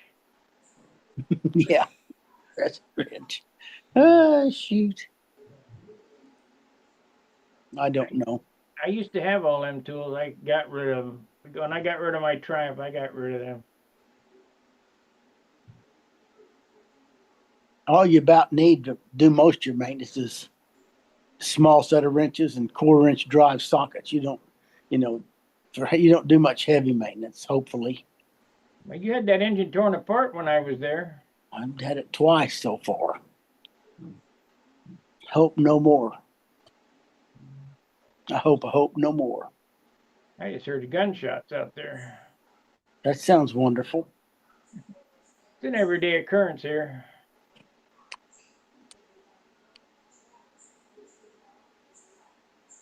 There's other places to live. Yeah. Except this house is paid for. That's a big deal right there. You bet. They keep wanting to buy it, but I don't want to sell it because I don't want to take on another debt. No. If you're going to sell it, move, you have to sell it and use what money you had and buy something else. No. They wouldn't offer me enough for this house to buy something else. Is that right? Yeah. It's ridiculous. It ain't worth nothing, really. But it's paid for and it's mine, And it's dry. and it's dry. And the air conditioner works and the heater works. And thanks to it's dry, thanks to one of my YouTube viewers who came from somewhere in central Missouri and put a 50-year rubber roof on this thing. Really? Yep. He said, I hate to see, because it was leaking. Every time I'd have the roofing guy come over here and he'd work on it and then it would leak again. I spent $4,000 on the back roof. It's a 12-inch pitch, and I had to re-shingle that. But this is a flat roof. So he came over, and he's a model airplane guy who watches my YouTube channel, and he brought all this stuff and put a roof on it. Remember my SV-100 that I flew at the team trials and landed upside down? I don't, but I gave him that airplane for the roof. He didn't even want it. I said, you got to take it. I'll be darned. I tell you, it's amazing sometimes how things work, doesn't it? Absolutely, because that roof is so expensive. Ain't no way that I'd be able to afford that. Yeah. Did it 100% free, material and Wow. labor. Wow. So I think I heard, did somebody say Steven put in a bid for the team trials in St. Louis? Is that right? No? I don't know. Where did I hear something like that? I don't know.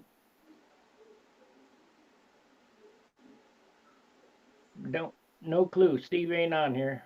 No, he ain't hear nothing.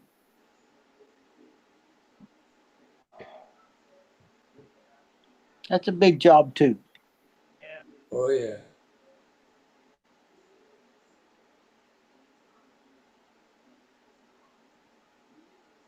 I guess I'd judge.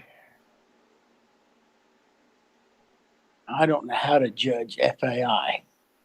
I'd have to have a cheat sheet to know what a 38's a 8.75 or whatever it'd be.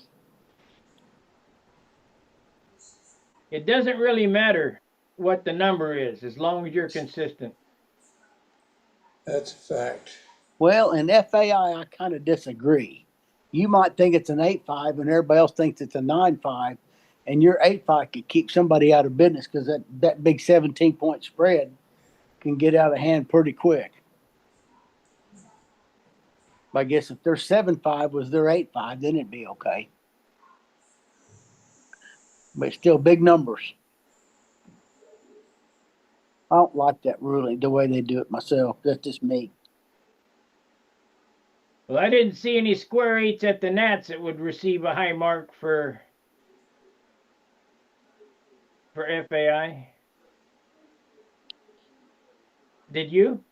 I did FAI. I don't know how the FAI scores. I don't know how you can score people that a Heinz ketchup bottle's in danger and they get scored for it. I don't understand that, but that's what they got, the little sign set up every eighth of a lap. Y'all be flying through them. I'd make this comment out loud, I believe, at the 2024 Worlds. If you'd have taken sheets of plywood and cut them in two long ways where they're 2 foot high, and you have enough to roll in every eighth of a lap on the whole circle. By the third day, there would have been 15 airplanes left. Yeah. Way too low. Am I wrong, Robert, in your opinion? No, I watched them. They flew way too low. Lots.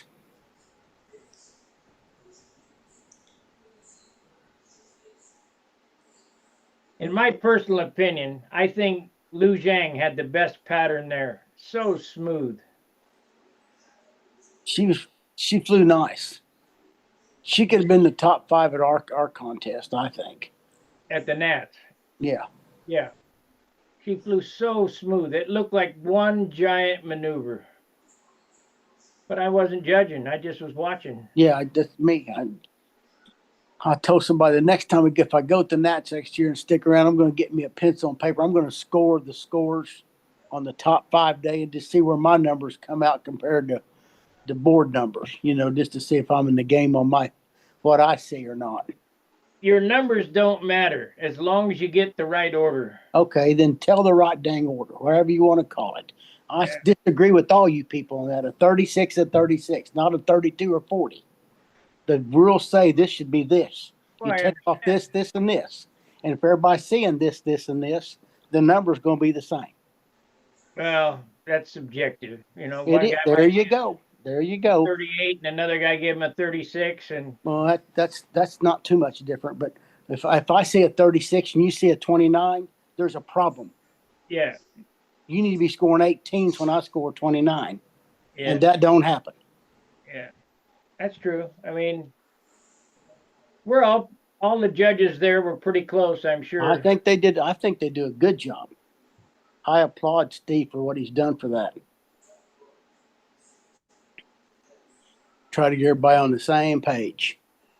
Because when I'm judging a flight, I'm going 2, 3, 5. You know, I'm Exactly right. and then at the end of the maneuver, I go 5 from 40 is 35. That's exactly what I do, Robert. And on a square 8, sometimes I'm thinking, I got to quit counting. They're down to 12. You know it. That's right. That's right. Intermediate flyers, they can get a square 8, get out of hand right quick. That's why I say I didn't see any high scoring FAI square 8 at the Nats this year. Not one. I didn't watch that many flights. I watched the first round of top 5. And then I went and flew scale. I went over there and you had just went to get lunch when I Is showed that up. right? I'll Yeah. be done. I could see you driving away. I go, hey, where's he going? He said, going to get me lunch. You went and got Ed lunch or something. Ricky, that's right.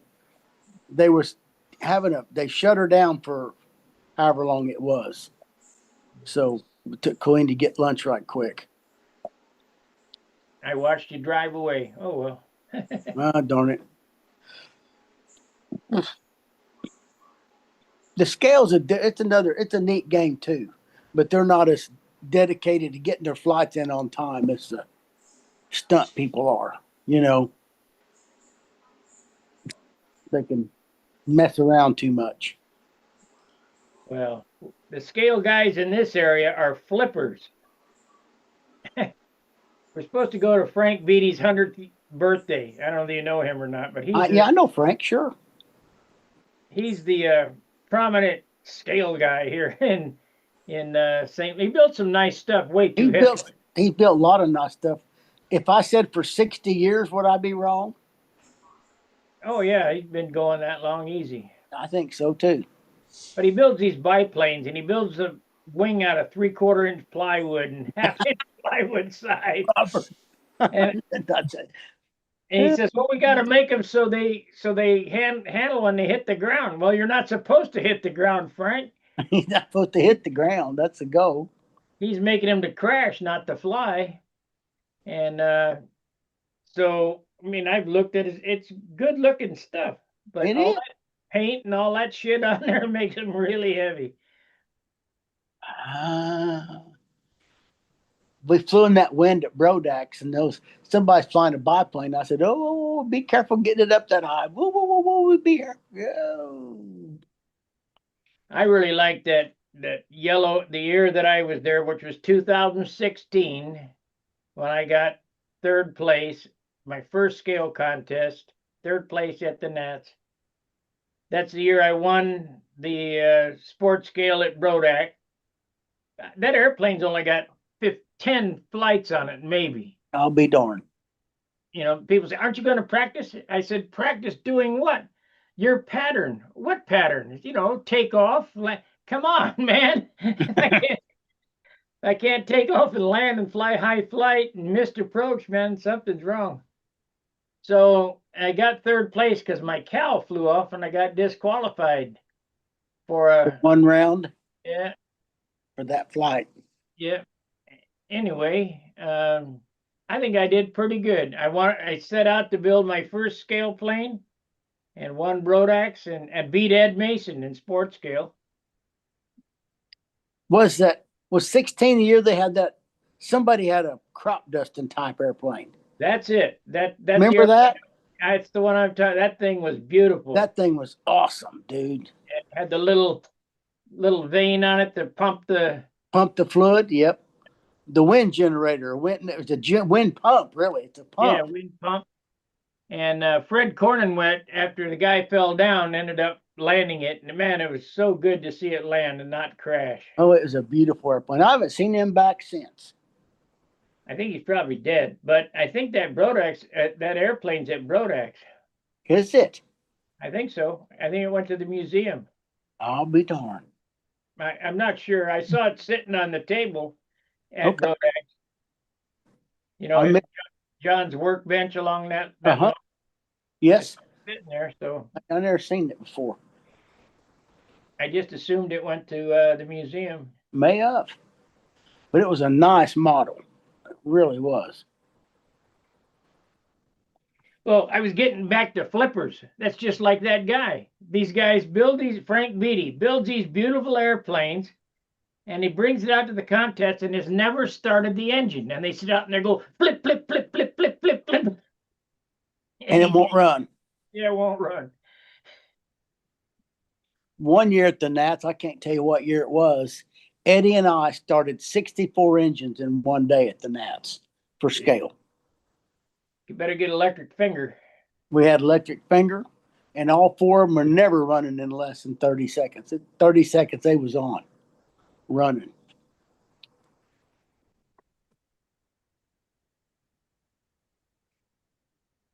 And you pre-start them when you get there and get the needle set one at a time before you go it and start them for real, you know. That's a good idea.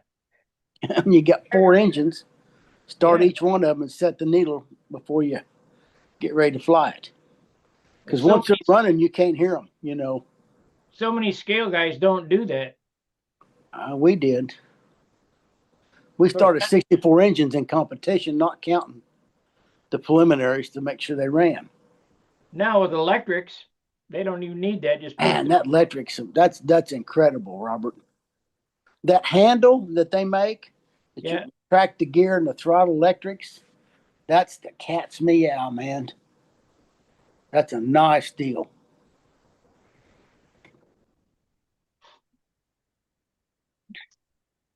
I think if I build another scale airplane, it'll be the next step above sport scale. It'll be realistic scale. If I was going to do it seriously, I'd build a B-25. Get two engines, two throttles, gear up and down, and flaps. And it's got a big enough wing to carry it, you know. Would you build it for sport scale? That's what Ed flies in. Or would you build it in realistic scale where all the details are in there? I couldn't. I'm not capable of doing realistic scale. Authentic. Eddie flies authentic and sport and fun and team, I think. Yeah, it is authentic. That's the step up from sport. I think it's authentic what he flies. One of his is authentic. But I flew against that bomber in sport scale at Brodax, so. Yeah. Isn't there a profile scale too? Oh yeah, I think you're right. Uh-huh. half A scale. That's what Crossel flies in. He had a half A scale. Then he flew in, was it fun scale? They got that. He had that twin engine German bomber with the F-190 on the top of it. Yeah, That probably Yeah. profile. I bet it was profile. yeah, it's a half A. Half A profile. But had throttles.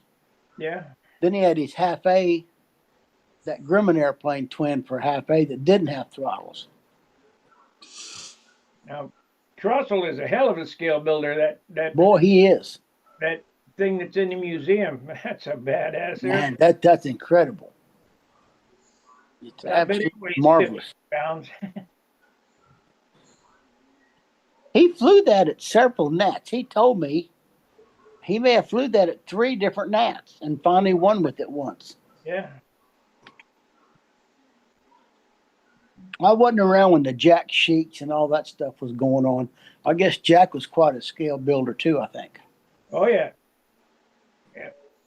I got a picture, a coveted, treasured picture of Jack Sheeks in his Piper Cherokee or whatever, a twin engine job. Well, maybe a Comanche. That's it. And that's a beautiful airplane. I bet.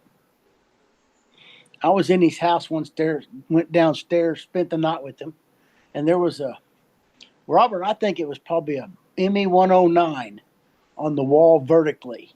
And I bet that airplane was 6 foot long. You remember that? Ever seeing that? Yeah, I believe so.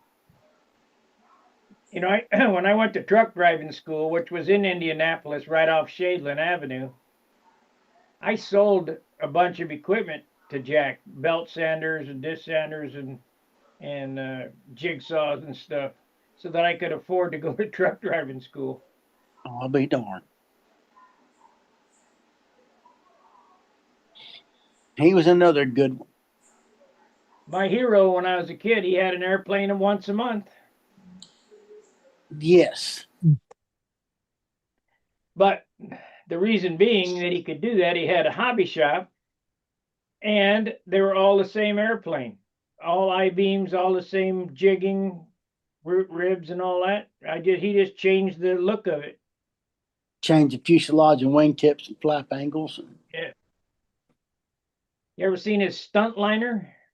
I've seen Yep. pictures. I've never seen a stunt liner. Davis had it. John Davis had it when he passed away. I don't know where it went after that. Yeah. Never saw it. I've seen pictures of him, but never seen one. John Davis was a good dude too.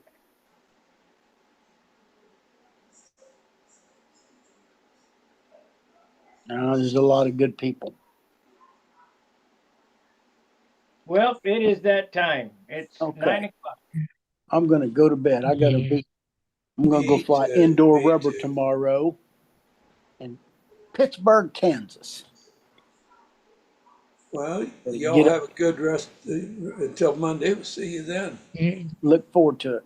If you're watching on YouTube, make sure to subscribe and like and leave a comment after. Here's what that German thing is, Joe. Okay. Keith's Hape profile is a German Mistel. That's Okay. it. Trevor Missed him. Train used a Enya 45 on a trophy trainer, and it seemed a perfect match. That's Okay. from Buddy Barbie.